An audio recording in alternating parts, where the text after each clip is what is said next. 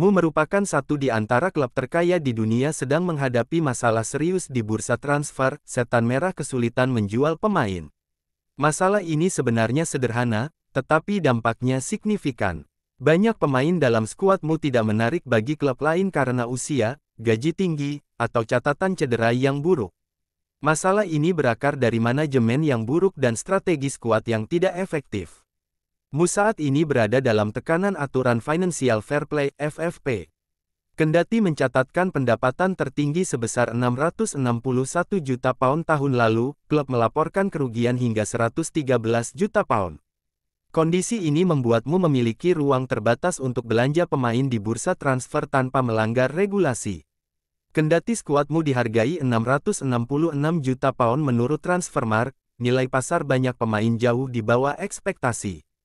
Contoh kasus. Contoh yang mencolok adalah Anthony.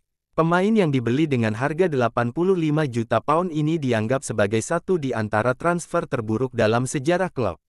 Namun, menjual Anthony akan membawa kerugian besar di laporan keuangan karena biaya transfernya masih didistribusikan selama masa kontraknya.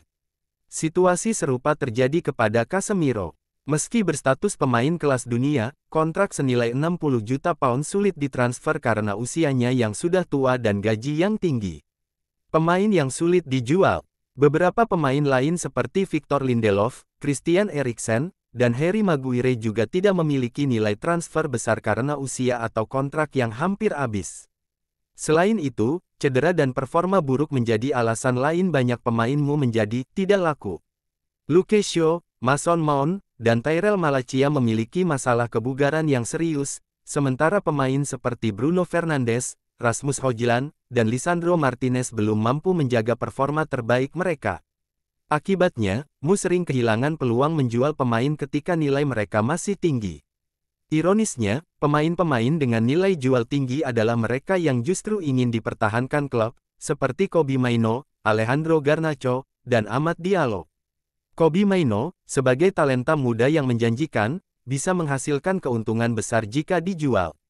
Namun, kehilangan pemain seperti ini justru akan melemahkan tim dalam jangka panjang.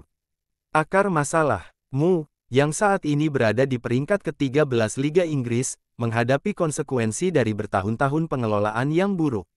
Pengeluaran besar-besaran tanpa arah yang jelas, ditambah strategi skuad yang tidak efektif, telah menjadikan banyak pemain sebagai aset yang tidak dapat dijual. Untuk memperbaiki situasi ini, Mu harus meningkatkan kebijakan perekrutan mereka dan menjual pemain saat nilai mereka masih tinggi. Jika tidak, masalah ini akan terus berlanjut dan menimbulkan dampak serius bagi klub di masa depan.